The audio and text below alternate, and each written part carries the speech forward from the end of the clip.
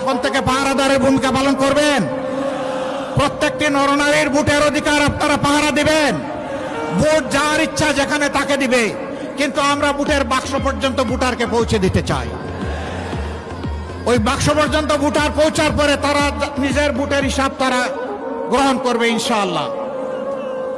আমরা 13 তারিখ থেকে আল্লাহ তাআলার দরবারে একটা নতুন বাংলাদেশ চাই, একটা অভিশাপ মুক্ত বাংলাদেশ চাই।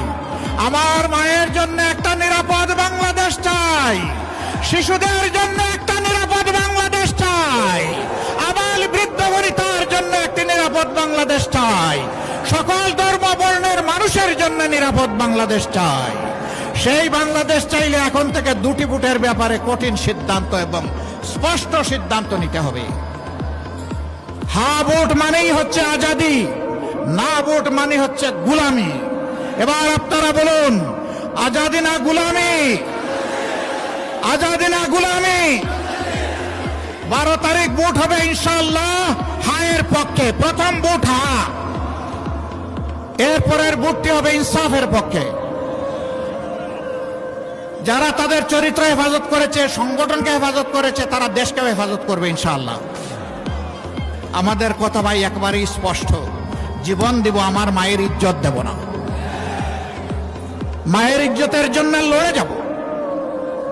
সুতরাং কেউ আর মেহেরবানি করে এই অপকর্ম করবেন না। যারা করেছেন তওবা করেন, সংশ্লিষ্ট ব্যক্তির কাছে মাপ চেয়ে নেন।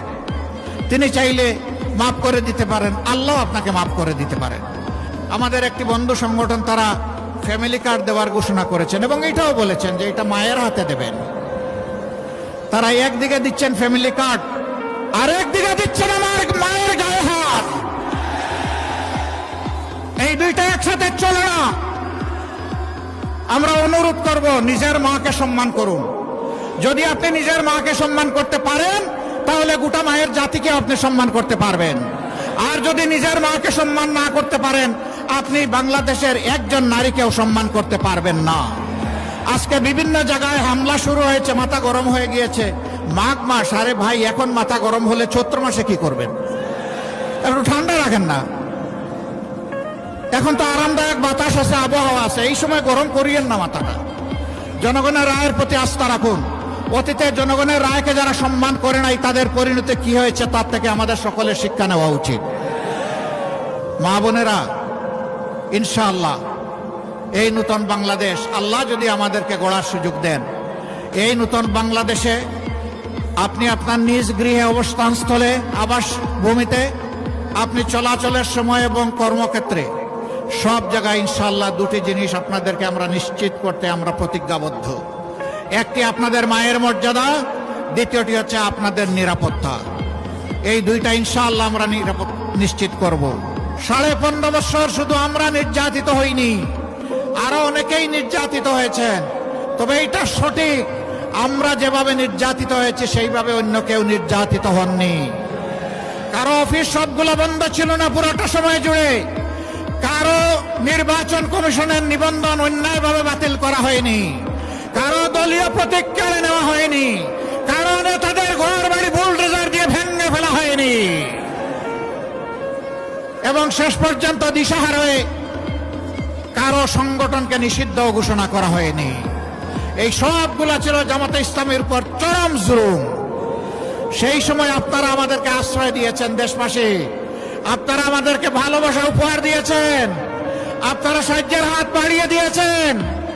মায়েরা আমাদের জন্য খাবার সংগ্রহ করেছেন, ভাইয়েরা আমাদের নিরাপত্তার ব্যবস্থা করেছেন। সেই দিন আমাদেরকে আশ্রয় দেওয়ার মানে ছিল নির্ঘাত।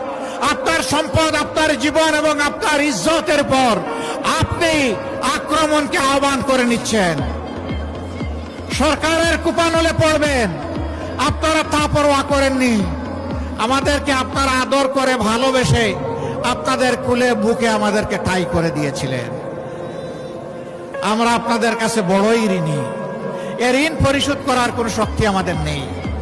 সম্মানিত ভাই ও বোনেরা, খুলনাকে একসময় বলা হতো শিল্পের রাজধানী। আজকে শিল্প 54 বছরে বিকশিত না হয়ে মুখ থুবড়ে পড়ে আছে। এক এক করে সবগুলা সরকারি ব্যবস্থাপনায় পরিচালিত শিল্প কারখানা বন্ধ হয়ে আছে। দুনিয়ার দেশগুলো শিল্পের দিকে এগিয়ে যাচ্ছে, আর আমরা শিল্পকে একটা একটা করে খুন করছি। আপনাদের স্মরণ থাকার কথা, 2001 থেকে 2006 4 দলীয় জোটের একটা সরকার ছিল। আমাদের সেই সময়ের সম্মানিত আমির শহীদ মৌলানা মতিউর রহমান নিজামী, তিনি এক সময় এসে 15 বছরের মাথায় শিল্পমন্ত্রীর দায়িত্ব পেয়েছিলেন। দায়িত্ব হাতে নিয়ে বলেছিলেন, আল্লাহ আমাকে তৌফিক দিলে আমার মেয়াদকালে নতুন করে আর একটি শিল্প কারখানায় তালা ঝুলাতে আমি দেব না। তিনি বলেছিলেন, আমি আমার যেটুকু যোগ্যতা আছে সবটুকু উজাড় করে বন্ধ তালাবদ্ধ কারখানাগুলো আমি খুলে দেওয়ার চেষ্টা করব। এবং বাংলাদেশে তিনি তাই শুরু করেছিলেন। তার রেখে যাওয়া অসমাপ্ত কাজ এখন বাংলাদেশ জামাতে ইসলামী সহ 11 দল সম্পন্ন করতে চায়।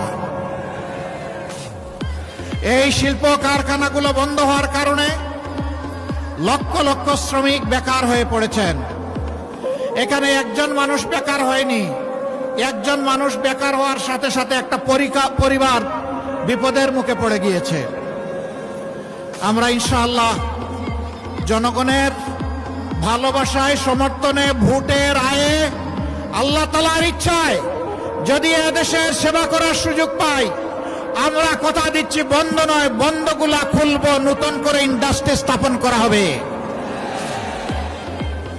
এবং আমাদের সন্তানদের হাতে কাজ তুলে দেওয়া হবে। ছেলেরা কাজ করবে, মেয়েরা কাজ করবে, স্বস্তির সাথে, নিরাপত্তার সাথে কাজ করবে ইনশাআল্লাহ। আমরা কর্মক্ষেত্রে মামা খালুর কোনো হিসাব নিকাশ নেব না। ওই টেলিফোন আমাদের কাছে অচল। আমরা ইনসাফের ভিত্তিতে যার পাওনা তার হাতে তুলে দেব। এমনকি আমরা এটাও দেখব না একজন উপযুক্ত নাগরিক তিনি কোন ধর্মে বিশ্বাসী, এইটাও আমরা দেখব না। আমরা দেখব এই কাজের জন্য তিনি উপযুক্ত ব্যক্তিটি কিনা। তিনি যদি উপযুক্ত ব্যক্তি হন, তাকে তার যথাস্থানে সম্মানের জায়গায় বসিয়ে দেওয়া হবে। সম্মানিত ভাই বোনেরা, 15.5 বছর শুধু আমরা নির্যাতিত হইনি, আরো অনেকেই নির্যাতিত হয়েছেন। তবে এটা সঠিক, আমরা যেভাবে নির্যাতিত হয়েছে সেইভাবে অন্য কেউ নির্যাতিত হননি। কারো অফিস সবগুলো বন্ধ ছিল না পুরোটা সময় জুড়ে। কারো নির্বাচন কমিশনের নিবন্ধন অন্যায়ভাবে বাতিল করা হয়নি। কারো দলীয় প্রতীক কেড়ে নেওয়া হয়নি। কারো নেতাদের ঘর বাড়ি বুলডোজার দিয়ে ভেঙে ফেলা হয়নি। এবং শেষ পর্যন্ত দিশাহারা হয়ে কারো সংগঠনকে নিষিদ্ধ ঘোষণা করা হয়নি। এই সবগুলা ছিল জামাতে ইসলামের উপর চরম জুলুম। সেই সময় আপনারা আমাদেরকে আশ্রয় দিয়েছেন দেশবাসী, আপনারা আমাদেরকে ভালোবাসা উপহার দিয়েছেন, আপনারা সাহায্যের হাত বাড়িয়ে দিয়েছেন।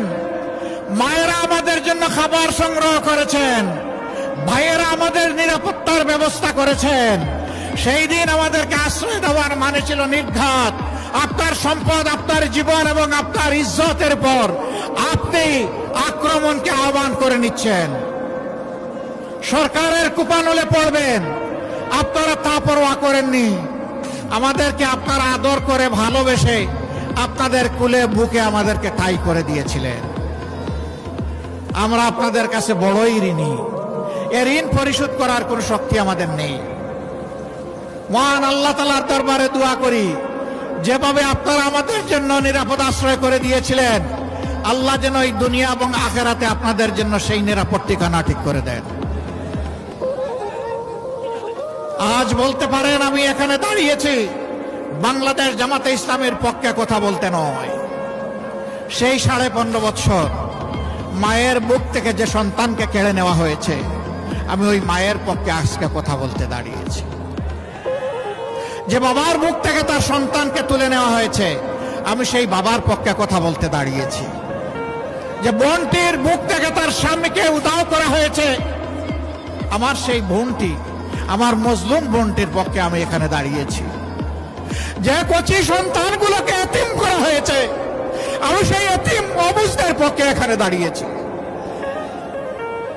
ঘুরে ঘুরে সারা বাংলায় তখন চেষ্টা করেছি সেই মুসলমানের খোঁজখবর নেওয়া, তাদের দুয়ারে গিয়ে হাজির হয়েছে জীবনের রিস্ক নিয়ে। আমি তাদের চোখের কোনায় তরল পদার্থ দেখেছি, সেই তরল পদার্থ চোখের সাধারণ পানি ছিল না। তাদের আপনজন প্রিয়জন হারানো যে মানুষগুলো দুনিয়া থেকে চলে গিয়েছে, তাদের রক্তের ফুটা আমি চোখের কোনায় দেখতে পেয়েছিলাম।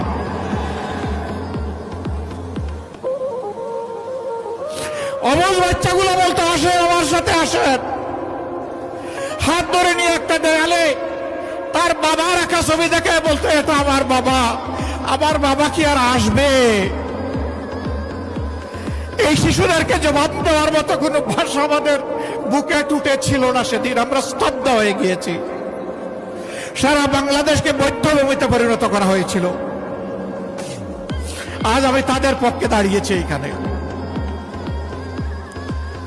আমি দাঁড়িয়েছি 18 কোটি মানুষের পক্ষে, সিন্ডিকেট করে চাঁদাবাজের কবলে ফেলে যাদের উপর আর্থিক, দৈহিক, মানসিক সব ধরনের নির্যাতন করা হয়েছে। ব্যাংকগুলা ডাকাতি করে উজাড় করে ফেলা হয়েছে। শেয়ার মার্কেট লুট করে কমপক্ষে 284 জন মানুষকে আত্মহত্যায় বাধ্য করা হয়েছে। লক্ষ লক্ষ পুঁজি বিনিয়োগকারীকে, তরুণদেরকে রাস্তায় বসানো হয়েছে। আজ আমি তাদের পক্ষে দাঁড়িয়েছি। আমি তাদের পক্ষে দাঁড়িয়েছি যারা দেশের মানুষকে গোলাম বানিয়ে নিজেরা জমিদার হয়ে বসেছিল। তাদের বিরোধিতা করতে গিয়ে যারা আওয়াজ তুলেছিল, তাদের কণ্ঠ স্তব্ধ করে দেওয়ার জন্য জনগণের টাকায় কিনা অস্ত্র থেকে গুলি ছোড়া হয়েছিল। 24-এর বিপ্লবের সময় শিশু থেকে বৃদ্ধ, বোন থেকে ভাই, সেই টেকনাফ থেকে তেতুলিয়া, জাফলং থেকে সুন্দরবন, সবাই নেমে পড়েছিল। মা তার 10 মাসের কুলের অবুঝ শিশু নিয়ে রাস্তায় নেমে পড়েছেন রাজধানী ঢাকার উত্তরায়। সাংবাদিক বন্ধুরা প্রশ্ন করেছে, মা আপনি এই সাংঘাতিক কাজটা করতে গেলেন কেন? তিনি জিজ্ঞেস করলেন, আমি কি সাংঘাতিক কাজ করলাম? বলে যে এই যে কুলের অবুঝ শিশু নিয়ে আপনি রাস্তায় এসেছেন, মুহুর্মুহু গুলি আর টিয়ারশেলের ধোঁয়া, যদি কোনো কিছু হয়ে যায়, কয় কি হতে পারে? কয় গুলি এসে আপনাকে, আপনার সন্তানকে খতম করে দিতে পারে। সে মা চিৎকার দিয়ে সেদিন বলেছিলেন, সন্তান আমার একটা নয়, আজকে বাংলার রাস্তায় আনাচে কানাচে লক্ষ লক্ষ যে তরুণ তরুণী নেমেছে, সবগুলো আমার সন্তান। আমি সেই সন্তানদের সাথে সংহতি প্রকাশ করতে এখানে এসেছি। আমি তাদেরকে সাহস দিতে এসেছি। আমি জানাতে এসেছি, কাপুরুষ বিড়াল শিগালের মতো কোন সন্তান চাই না, সিংহ এবং বাঘের মতো সন্তান চাই। সেই মাকে ছেলেও, মায়ের জাতিকে ছেলেও। সেদিন মায়ের রাস্তায় নেমে এসেছিলেন বলেই জালিমের অস্ত্র বুতা হয়ে পড়েছিল। সম্মানিত ভাইরা, আমরা কি চাই সেই দুঃশাসনের যুগ আবার ফিরে আসুক? সেই ফেসিবাদ আবার ফিরে আসুক? যদি আমরা না চাই, তাহলে যে দুঃখী মানুষগুলোর কথা বললাম, আজকে তাদের মুখে হাসি ফুটানোর জন্য নতুন লড়াই আমাদেরকে শুরু করতে হবে ইনশাআল্লাহ।